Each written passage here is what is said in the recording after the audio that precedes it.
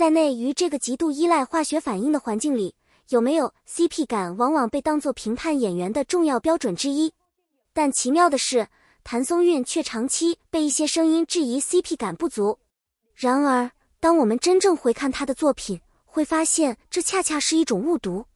她的 CP 感并不是那种浮于表面的甜蜜互动，而是一种更高级、更隐性的情感流动。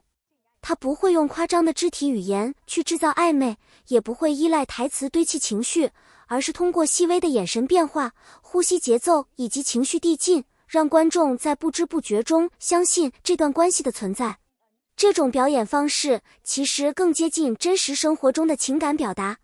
现实里的喜欢从来不是时时刻刻高甜，而是藏在不经意的瞬间，一个停顿，一次回头，一个欲言又止的眼神。谭松韵恰恰抓住了这一点，让角色的情感显得格外可信。因此，她的 CP 感不是强行营业，而是自然生长。也正因为如此，她与不同类型男演员合作时，总能呈现出完全不同的氛围感，时而清新，时而炽烈，时而克制，时而撕裂。换句话说，她不是没有 CP 感，而是拥有适配型 CP 体质。它像水一样，可以装进任何容器，并呈现出最合适的形态。这种能力在当今高度类型化的影视市场中显得尤为珍贵。最好的我们之所以能够成为校园剧的经典，很大程度上来源于真实感的胜利。而谭松韵饰演的耿耿，正是这份真实的核心载体。她没有把角色塑造成传统意义上的校园女神，反而保留了普通女孩的笨拙与敏感。她会因为成绩焦虑，会在喜欢的人面前手足无措，也会在无人注意时偷偷难过。这种有缺点的真实，让无数观众在她身上看到了自己的影子。而与余淮之间的关系，更像是一段未完成的青春命题。两人之间没有轰轰烈烈的告白，也没有刻意安排的戏剧冲突，有的只是日常相处中的点滴积累。一个并肩走路的背影，一次默契的对视，都足以让人心动。谭松韵在这里最厉害的地方，是她能够把喜欢演成一种氛围，而不是一种事件。这种含蓄的表达方式，使得观众在观看时会不自觉地带入自己的青春记忆。很多人之所以对耿耿于怀念念不忘，并不是因为剧情有多跌宕，而是因为它太像我们曾经经历却未能说出口的那段时光。可以说，这对 CP 之所以封神，不只是角色成功，更是情感共鸣的胜利。如果说校园剧展现的是真实的喜欢，那么锦衣之下则把爱情推向了戏剧化极致。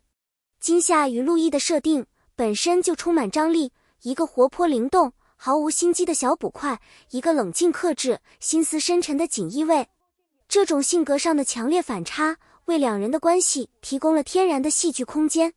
谭松韵在塑造金夏时，并没有简单的停留在可爱层面，而是赋予角色更多层次。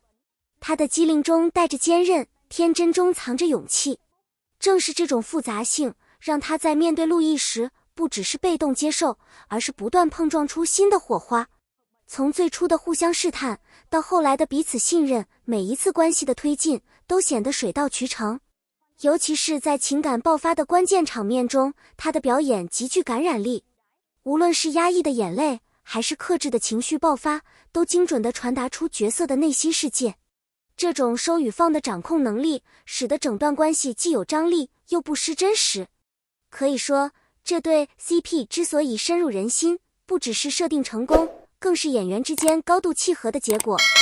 进入现代都市题材后，谭松韵的表演明显多了一份沉稳。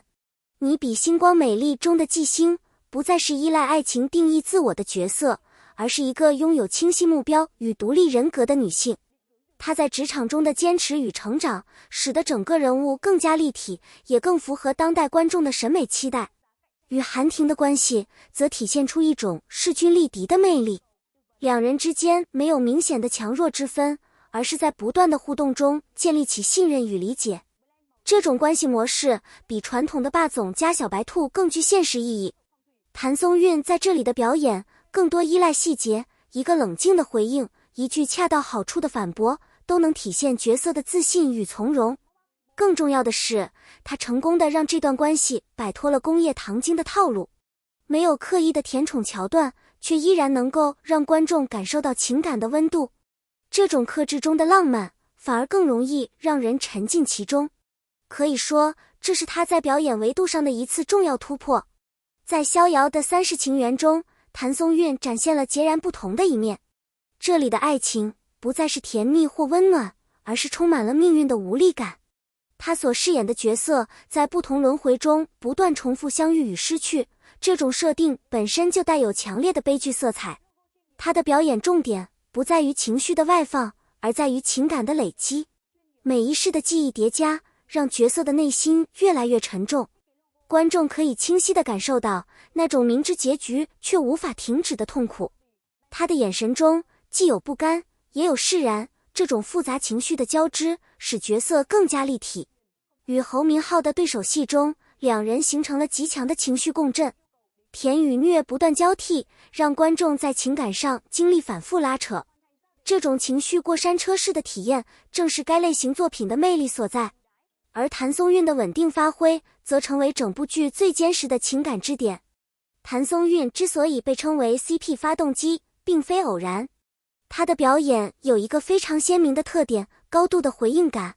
她不会孤立地完成自己的表演，而是始终处于与对手互动的状态。对方的每一个情绪变化都会在她的表演中得到反馈，这种有来有往的节奏，使得关系显得格外真实。此外，他对于角色边界的把握也非常精准。他知道什么时候该推进情感，什么时候该收住表达。这种节奏控制能力，使得观众始终处于期待但不过量的状态，从而维持对剧情的持续兴趣。更重要的是，他从不重复自己。不同作品中的他都会根据角色需求调整表演方式。这种高度的可塑性，使他能够适配各种类型的 CP 组合，从而不断刷新观众的观感体验。谭松韵的演艺轨迹其实可以看作是一种陪伴式成长。从早期的校园少女到如今的多类型女主，她并没有刻意跳跃，而是一步一步稳扎稳打。观众在不同阶段遇见她，也在不同阶段理解她。这种成长路径让她的角色具有一种时间沉淀的力量。我们会在她的作品中看到自己的变化，从青涩到成熟，从冲动到理性。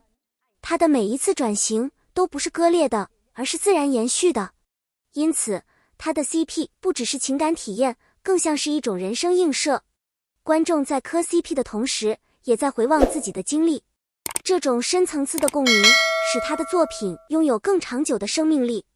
当我们回顾谭松韵的所有经典 CP，会发现很难选出唯一的最佳，因为每一段关系都代表着不同的情感类型，有青春的遗憾，有命运的纠缠，也有成熟的陪伴。他用自己的表演让这些情感都变得具体而可感。或许这正是他最大的魅力所在，不是制造单一的爆款，而是不断创造多样化的情感体验。无论你处在人生的哪个阶段，都能在他的作品中找到共鸣点。感谢你耐心看到这里。如果你喜欢这样的深度解析，记得点赞、关注频道支持一下。也欢迎在评论区分享你心中谭松韵的 Top 1 CP 是哪一对？为什么？说不定下一期内容就会围绕你的选择展开，我们一起继续沉浸式磕 CP。